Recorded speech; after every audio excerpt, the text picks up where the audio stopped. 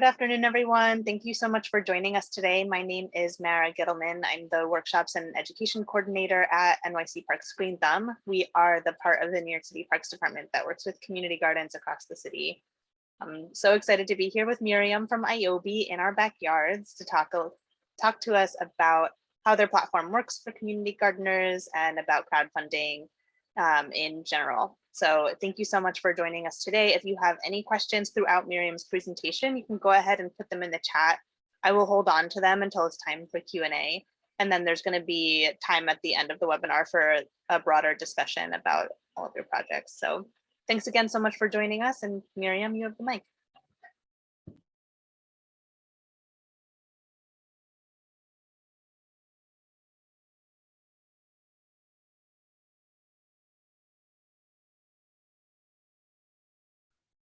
Welcome, everyone. Thank you so much for taking time out of your day to learn about crowdfunding for community leadership, self-determination, and building what we know is a thriving future for our own people. And so many times that involves food justice, food security, and reintegrating culturally appropriate food into our neighborhood infrastructure. So we at ioby, we believe that neighbors know what's best for their own neighborhood. So what we do is teach how to activate donations and volunteers to accomplish those projects that we know is best for our current community to thrive and for an intergenerational thriving future. So we talk about ourselves as more than just crowdfunding, but that's the skill that we teach.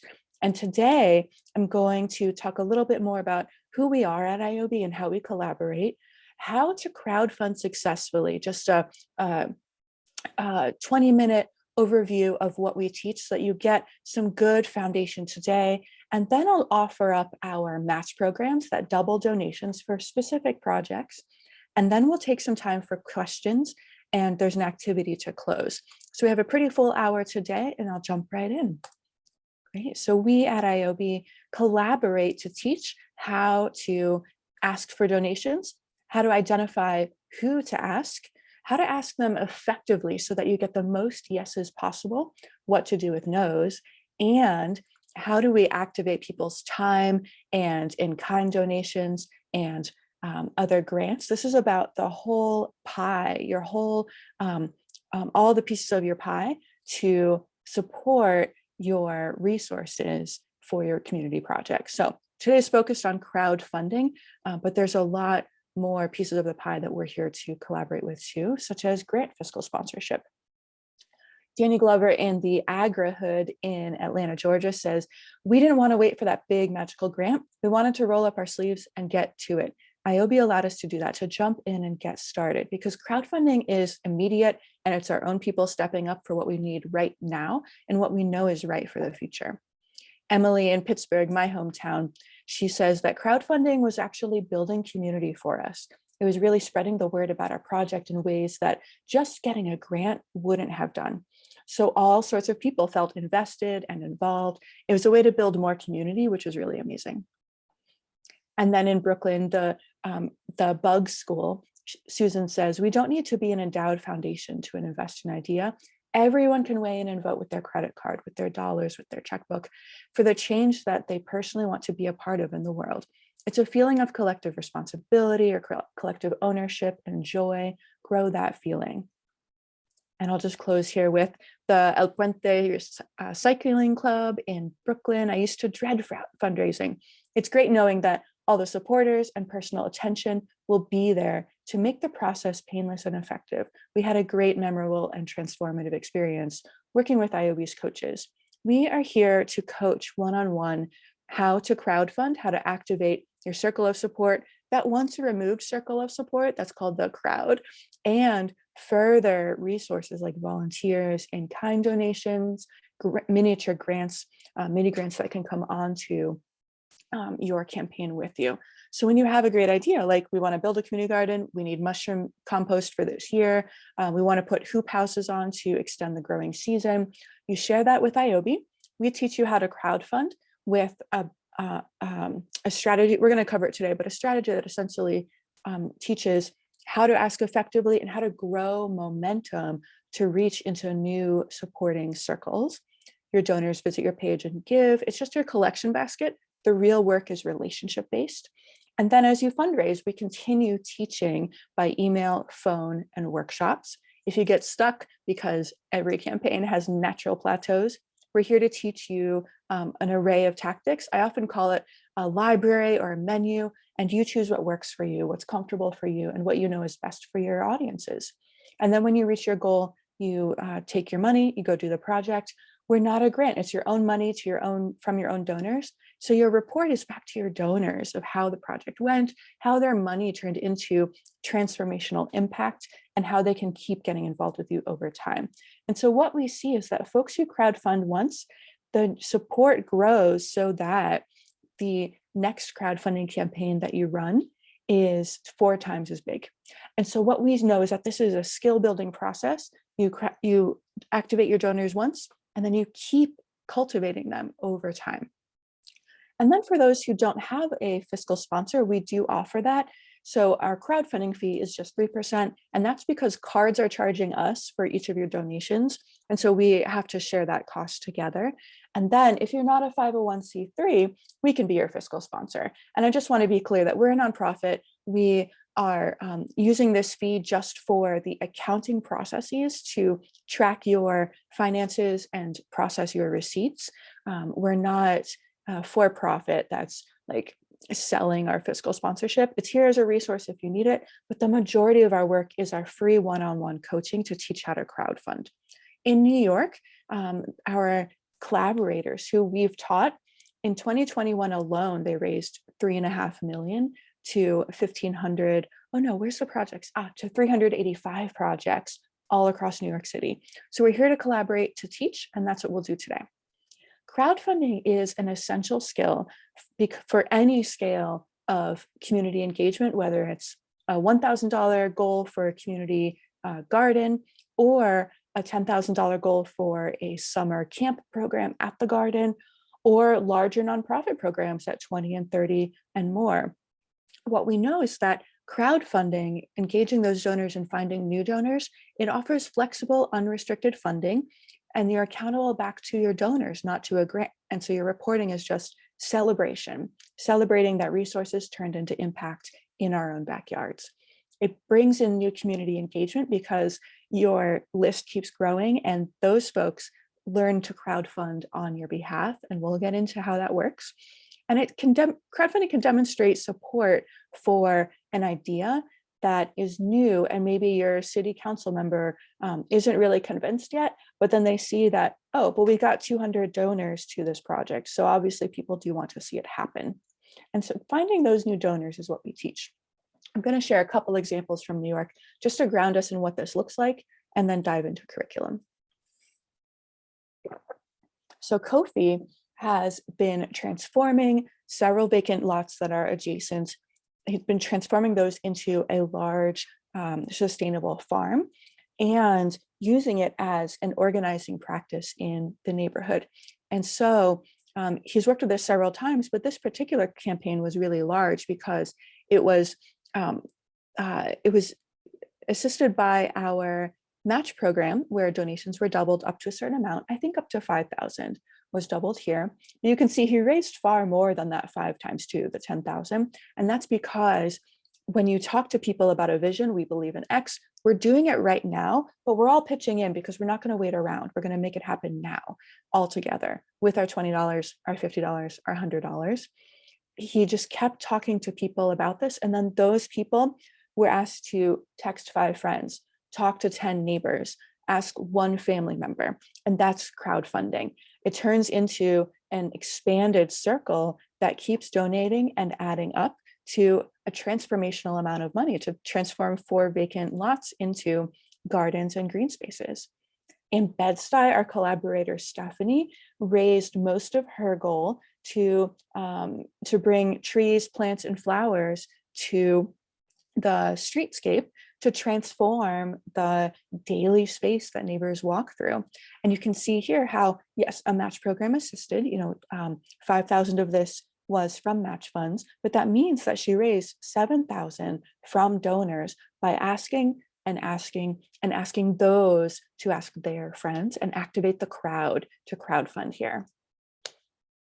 In Highland Park, our collaborator Matt worked, this screenshot's a little bit old, he's reached his goal now, but he is working on pollinator gardens and activating more neighbors in this neighborhood, and also his personal network to add to this campaign.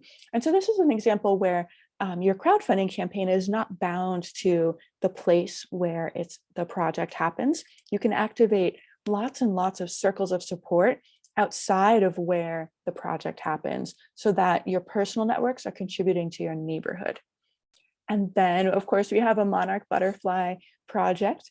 And again, enrolled in an ioby Match program. So some of this money is from matching funds, and then she's raising many small donations to put on a monarch celebration and education festival that also gives out milkweed for folks to plant in their own gardens. And so this is an example where we always talk about how small is big. You don't have to raise $10,000. You can raise $1,000, do something impactful, gather more names, more support, more interest, and then that expanded list is your foundation for next time, for your next crowdfunding campaign to be even bigger. Thank you for joining me for those stories, because we know that there's an immense amount of good work happening in our own backyards every day. And we're here just as collaborators and teachers for strong tactics and successful ways of asking so that more and more people are contributing their resources, whether it's money or time or physical donations like shovels, soil. So more and more contributors make good happen in our neighborhoods. So the too long don't read is they can't say yes unless you ask. So how do we ask effectively? First, we start with your team. Who's doing the asking? The reason is that more teammates create the multiplier effect. So more teammates mean more donors, more potential donors, because each person makes their list of friends and family, people who will say yes to you just because they love you and you're the person asking them. They make a list of neighbors and volunteers and collaborators in the place. So people who will say yes to donating because they love the place, they want to see good things happening. They're not too concerned with what that good thing is. They just want to build a thriving neighborhood. And then you make a list of the people who've experienced the issue. So they're deeply involved in food security and food justice issues, but they're not related to your neighborhood necessarily. They're a collaborator in this issue, and they would say yes to donating because they care about that issue being addressed regardless of location. So you start with your team, because more team members, more hands make light work of that outreach to find donations and speak with them. So you're identifying who you'll ask, you'll plan how to ask them, and estimating how much you'll ask them. This is what we call a prospect chart, where you're identifying who you'll ask, how much you'll ask them, and the number of people you'll need to find in order to reach your goal. So here in this example, we see what we know over decades and decades of people asking for donations. This is not ioby's knowledge. This is the field of activating donors and all the research and all the experience of humans passing the basket. And what we know is that a face-to-face in-person conversation has the highest likelihood that someone will actually donate versus just saying, thanks for doing that. I'm so glad that's happening. I'm glad you shared it with me. Right, a polite no. A phone conversation is the next strongest way to get someone to donate. Sometimes it takes more than one conversation. And then a direct personal email or a direct personal text message, that's the next best way to ask for donations. What all of these three have in common is that they are one-on-one, they're personal, and it's a specific dollar amount that you're planning to ask them. Mass emails, Facebook, mailings that go out to mailboxes, those all have a very low donation rate. It's a great outreach tactic, but it's not going to bring in the majority of your goal. And so then you think, who and how many can I get to in person? Who's going to get a phone call from me, and how many is that? And then some people are just going to get a text or an email, and that's okay. Who's on that list? By doing this planning up front, you're able to see your way to your goal. And if each teammate does this, then you're each contributing and you see that multiplier effect. And what we find is that doing this prospect chart up front, half an hour of work, maybe an hour, helps you accomplish your goal because you have your homework laid out. Where every day, every week, you know, okay, I can see this person in person. I'll do these 3 text messages. And we're going to talk here about how to decide who to prioritize and how to build momentum down your list. So you've identified who you're going to ask. You've identified how you'll be able to ask them in person, phone, or text. And so let's talk about what the ask itself sounds like. So crowdfunding shifts us from please support our organization or please support our project. That big picture, a little bit vague donation request. We shift from that vagueness to specific, visualized urgency. So we start with, hey, I want to tell you about this great thing we're doing this summer. We believe in training our students for the next generation of jobs. So a vision, a mission. And so here's where you build urgency. And so we're all pitching in to fund a coding summer camp. And then it's absolutely critical to ask a specific dollar amount. It's okay to guess. Some of my donors are $20 donors. Some of them are $50. You might have a local business owner who can give $100 to the neighborhood. You're doing your best to guess a specific dollar, but the power of a number is that it dramatically increases the number of yeses that you get. People are much more able to move off of a number to what they can give rather than guessing at what they should give. And it's too muddy and it moves people automatically to a no. So we start with, we believe we're all doing this now.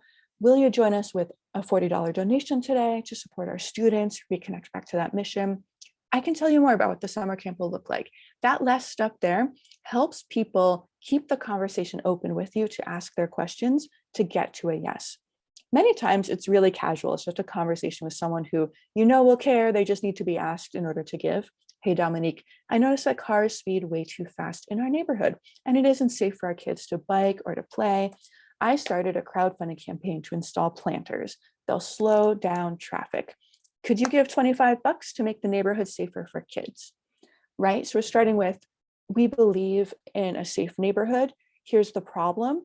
We're going to solve it. Will you join us with a specific dollar amount for this urgent and impactful transformation in our neighborhood? Some people need to say no, face to face, it's about half. Over the phone, it's around 75%. Some of those no's will turn into yeses. And so you mark them down for a second conversation later if you have time. So you're keeping track in that list that you made before your campaign started. When someone's leaning towards a no, you might listen for whether they're just asking questions. Sometimes we think that a question is a no, when really it's someone visualizing with you what this project will look like, how impactful it will be, the people involved in it. And it's just a pathway to yes. Keep answering their questions and then just go back to, what do you think about $30 to support our kids this summer? If people are unsure how much to give, even after you've pitched a number, go ahead and give examples. This also creates positive peer pressure. A lot of people have given $35. Will you join us at that amount to join the team making this happen for our young people this summer? Sometimes people can't donate money, but they can donate their network. So whether someone says yes or no, even those no's are asked, who are a few friends you can text? Text a few friends about why this project is important and beautiful, and share the link to your crowd. And that's one of the main reasons that your entire list, whether they donate or not, crowdfunds with you. They reach out to their friends and family, their neighbors, the favorite volunteer they always show up with for Saturday tree plantings. They're texting to find more donors than the list that you started with. Some people are just not bought in. Ask what they want to see next time, move on. You don't have to do any convincing. You're gathering the people who are ready to support you. Now we're going to talk about momentum, building momentum. I'm looking at our time here. Excellent. We're right on time to open up for questions in about 10 minutes here. And I'll be sure to share our match programs after this momentum building. And so you can type your questions in the chat for Mara to gather and moderate here. And we'll move into how to build momentum in your crowdfunding campaign. Great. So you have your team. Everybody has their list of who they'll ask and how they'll have time to ask each person. And then, face-to-face, phone, text message. And then you're thinking about, is my message ready? Yep. We believe in this. It's going to be impactful. Here's what it'll do urgently. Join us with different dollar amounts. Okay, we feel ready. Where do we start? This is the real week by week homework of crowdfunding. So where we start is the announcement, then with a threshold of support, a threshold of dollars on your crowdfunding page. Then you move into celebration, then even more urgency to hit all those maybes who weren't convinced before, but they can be convinced when they see momentum and join it. And then the last chance is my favorite, and I'll talk about that. Great. So the first donors are not asked publicly. You're not making newsletters. You're not posting on social. You're not splashing it out with a huge launch. Your first donors are very quiet. We actually call it the soft launch because it's before the opening of your campaign. You're just gently, softly, quietly asking easy, safe friends, family, teammates. These are the people who already know about the project, already believe in it. They just need to be asked to be the first to pitch in and make it happen. And so you promote them as core teammates. You are a core supporter of this, and so we're asking our core supporters to give first because building momentum helps us ask the rest of our donor list. And we're going to get into why. And so I know you believe in this, let's do it. You'll ask them for a reasonable dollar amount based on what you know about that person, and then thank them and amplify. Thank them and put them on the list of those you'll celebrate when you do go public after the soft launch. And so this is when you look at your list and say, who's really close to the project, doesn't need any convincing. That's my first week, maybe first 2 weeks of donor asks. And those are ones where they're probably close enough to you that you can do a quick text message, a short phone call. It's lower time input to get those donations. Then after you have about 25% of your goal, this announcement phase is for the first quarter of your goal, 1,000 out of 4,000. And the reason is that people are more likely to give when others have given first. And that threshold where people start believing that your campaign is real is around 20-25%. So if you put a page out there that has $10 out of 10,000, people aren't going to have faith. And so we have to build that early momentum so that people have faith when we put it out there in all of our channels. So that's what this second one is. You've got about 20-25% of your funds in the progress bar with all those early close donors. Now you're putting it out there in your newsletters, your social, your partnerships newsletters. And this is where you are celebrating all of your first donors by publicly thanking them along with that announcement. And you're looking at your list and saying, who's warm? I'm not here to convince the cold people yet. Who's warm? They're connected to the place. They're connected to our team, our people. They love the issue. They just need to know about this project and ask a couple questions. But I feel pretty solidly that they will donate because they're warm in our network. This is where you focus your second outreach because they are they're your momentum builders before you go to the lukewarm and cold folks who are your 50-50 conversations. You're not sure what you're going to get from them. And so you're still working in your inner circle here. And sometimes it's as simple as others have already joined. We already have 20 donors. I came to you next because I know you care deeply about food security in your neighborhood. We're doing something about it today. Here's what we're going to build. Will you join us for $50? And we have a match program right now, so it becomes $100 if that's the case, if you're in one of our match programs. This is also a scenario where, excuse me. This is also a scenario where you may track the maybes or the folks who say, actually, I get paid at the end of the month, talk to me then. To keep track of those and go back to them later, because these are your warm people, your closest people are most likely to come back around for you.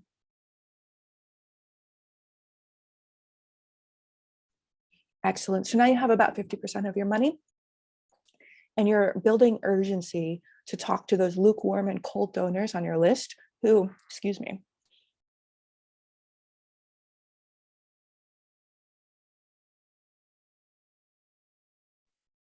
Thanks for your patience. I had a frog in my throat. So around 50% of your campaign, you've talked to your closest people who don't need a lot of convincing.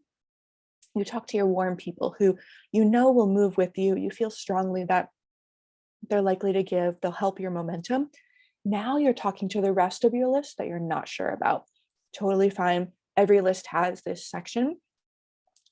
You're past 50% and you're saying, we believe in this. Your money will powerfully turn into an urgent impact in our neighborhood, but you will miss out if you don't join us. We have only 3 weeks left, 6 weeks left. This is the time for positive peer pressure. We already have 50 donors. We want you to be our 51st because I know you care about our neighborhood. Here's what we're doing. You should join us because we're going to be the team making it happen this summer. And then thank them publicly to amplify your campaign, because when you thank and tag people, it goes on their feed. Or when they're featured in your newsletter, they might forward it to their organization to say, hey, did you hear about this? And so this is a time where you're going to get some no's, and that's okay. And you're just remembering anyone who says yes and anyone who says no, who can you text? Who are 5 people, 10 people you can send a text to right now about why this is important and beautiful for our neighborhood? And then they're using the same tactic that you're using. Start with why. Why is this critical? And so we're doing something about it. Join us. You're getting them to do the same thing covertly in their text message. And so they're joining your crowdfunding team. And that's how you find people who are not on your list, your donors crowdfunding on your behalf with that outreach text message. The last chance is your final run, your last couple of weeks, or the last section of your dollars, where you say, time is running out. You go back to all of your donors and thank them again. And this could be a mass email because they've already connected with you one-on-one. Thank them again, ask them to email and text and call anyone who they think will be supportive because we're so close, help us get to the finish line. Maybe there are a few, the maybes on your list who the last time we talked to them and they said, maybe, let me think about this. This is where you give a phone call or a text message or visit them in person if you're able to, and offer them this last chance. Hey, we've got 50 donors moving with us. We're going to do this summer. Do you want to be a part of it? It's happening. How does $40 sound? And this is a time where those maybes will turn into yeses because of simple fear of missing out. They want to be a part of a beautiful thing with a lot of people making it happen in their own backyard. This is also a time where you think about partnering organizations and how they can amplify your crowdfunding page in their social media and their newsletters. And there's a low donation rate from those electronic outreach channels, but you never know who will come in. And at minimum, your partnering organization, those staffers who are your colleagues and your collaborators on projects like this, they might give personally because they know you, they trust you, they believe in your projects. So we'll close here with the truth about social media. It's excellent for building buzz and storytelling. So thanking people, telling a beautiful story about the project design or last year's program or garden, and then telling the momentum as it happens. Oh, we have 50 donors, join us. Social media is not great for asking for donations, but it's a great way to give a first touch so that when you call someone, they may have already seen that you're doing this project and they're so glad that they get to ask you questions about it and maybe get on board. So they can't say yes unless you ask. So it's about planning who to ask and how much, preparing your ask, your pitch, and you'll curate it in your own words for different audiences. You're the expert in who you're talking to, but having it prepared lets you riff in the conversation. And then building momentum from your closest circle to your warm circle to your lukewarm circle, and then out to all of the last chances and maybes. So I'm going to present our 2 New York City match programs just so this audience has the opportunity to have their donations doubled if you choose to collaborate with ioby this year. We are always here as one-on-one crowdfunding coaches. So when you get in touch with us, it's a conversation, it's not a commitment. We're here to coach. And then if you choose to crowdfund, great. So 1 match program in New York City, and then we'll move into questions. So get your questions ready in the chat. 1 match program in New York City is the Environmental Justice and Sustainability Match. Up to $5,000 in donations will be matched for EJ projects, and a lot of them are gardens and food justice projects. So here's Kofi with his farm. Some eligible categories are pollution prevention, recycling and composting under waste management, green infrastructure like rain barrels in your garden, any other great ideas you have. But this one does require a short application because our funder needs to see the environmental impact as well as the community impact and human impact, of course. But for this particular match fund, when you ask us about it, we'll be asking you for a small application. It takes about 5 minutes. And here's that link, EJ NYC. And then our second New York City match program this year is called Clean Bay. This one's a little restricted on geography. It's for any water quality projects that impact the Arthur Kill, Raritan Bay, Lower Bay. Also the Kilban Kull just above Staten, just north of Staten Island counts too. So these are riparian habitat improvements, oyster plantings, shoreline pollution, remediation, because there are great experts in our neighborhoods doing creative projects of all kinds. Maybe you're planting a rain garden, maybe you're installing rain barrels. These projects are all eligible for up to $2,000. I may be able to increase this soon, so don't be limited by that $2,000. Here's just a quick geography check that we're talking about the Arthur Kill there between Staten Island and Jersey. And projects can be installed on either side, on the Staten Island side or on the Jersey shoreline there. And then the water we just ask you, where does the water flow that you're impacting with your rain garden or your rain barrels or your plantings? And so the water just needs to flow into this area here. And it's primarily stormwater reduction and restoration projects, but you might have a great idea that we haven't thought of and absolutely propose that. So that's /Clean Bay here at ioby. And then I just want to share my personal email, miriam@ioby.org. We can do crowdfunding coaching sessions for you and your team. We can do training workshops like this for a nonprofit, and we can just visit your meeting and have a conversation. If you meet with your volunteers once a month, we can join and take 10 minutes on your agenda to say, here's who ioby is, here's what we teach. What questions do you have about activating your donors, activating your supporters? And it doesn't matter if you choose to crowdfund with ioby or not. We're a nonprofit. We're here as teachers and collaborators.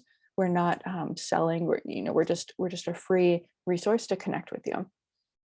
Excellent. So I'm going to move us over to Mara for audience questions. While we're answering questions here, and I think we have a solid 15 minutes or so for questions. Then we'll close with anyone who wants to voluntarily share your donor ask for your garden or other community project.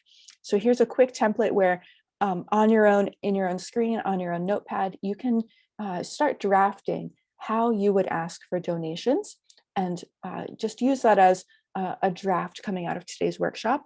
We'll ask for any volunteers to share out loud if you would like to get a little feedback out loud today. But I'm going to turn it over to Mara for audience questions about crowdfunding. Thank you so much. Thank you so much, Miriam. I learned so much from your presentation. I like hearing all of the tips and tricks that ioby has come up with over the years. So folks, if you have any questions, go ahead and add them in the chat and I will ask them out loud. This activity kind of answers the one question I had, which is, does ioby offer things like scripts and templates for asks? And if so, what do those look like and how can groups access them? Absolutely. We have an entire library of coaching scripts examples, like a phone tree, for example. Many times the person we're collaborating with, they're the team captain and they're organizing 3, 4, 8 people to crowdfund with them. And so we're talking to that captain about how to teach their team to crowdfund, and we'll give templates. Here's a phone tree template. So you attach your script at the top from something like this on your screen, and then you're teaching your team how to create a phone tree where everyone they speak to is also asked to call 3 people or text 3 people. So we have a lot of templates, and I tend to offer our library as a menu of options. You choose what's comfortable for you. You do not have to do everything in crowdfunding strategy. Do what works for you. When you come back around for your next crowdfunding campaign, you'll try a few new things. You'll have a larger list then to try it with. Thank you. And how do you recommend groups that don't have the list yet? How do they start like making a list? Absolutely. This is one of the first questions we get from everyone. Who are my donors? How do I create this list?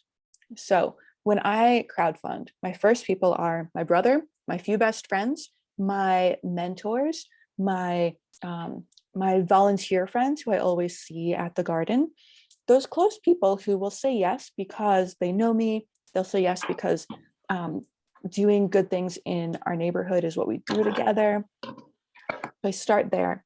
Then I think, who are the friends and colleagues and volunteers who I see all the time, but they might need a conversation.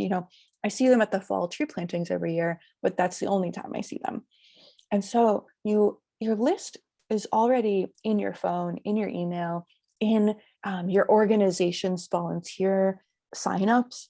Your list is there. It's just gathering it and saying, from a donation perspective, who do I think is in the warm list? Who do I think is in the second circle? And then the rest of the list for that 50-50.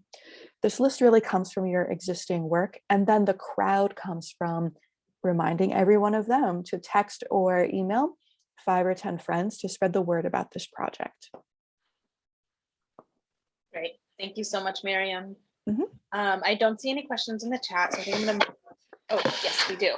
Once you create an account on ioby, are you able to get started right away? Also, is there a secondary process for asking ioby to be a fiscal sponsor? Excellent questions. Thank you for diving into the mechanics. So you can get started right away. When you do our intake form, ioby.org/idea, that's just a quick who you are and what you're looking for so that it gets to our team of coaches and a coach is assigned to work with you. You can immediately then fill out a crowdfunding page and get started same day or next day. It's really a matter of us reviewing to make sure it's eligible for ioby because we're a nonprofit. So there are some things we can't work with, like a for-profit business or a campaign that only benefits one person. Most of the time we're saying yes really easily, but we do have to filter. So there's a slight delay, but it's within 24 hours typically. And then for fiscal sponsorship, it's very similar where you're doing your intake form, you're filling out your ioby crowdfunding page. We just look at your project and budget and say, yep, your crowdfunding page, we can fiscally sponsor this. And with that thumbs up from our team, you just get started crowdfunding. Our coaches are here to teach you every step of the way. And then at the end of your campaign, the money goes to you instead of to a nonprofit on your behalf, because ioby is you're acting as your nonprofit. And then after you spend the money, you give the receipts back to ioby for our fiscal accounting. There's no tax liability to you, even though it goes to your bank account, because the receipts and accounting are on ioby's books.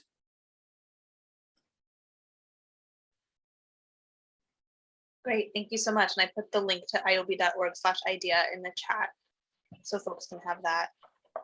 Thank you so much.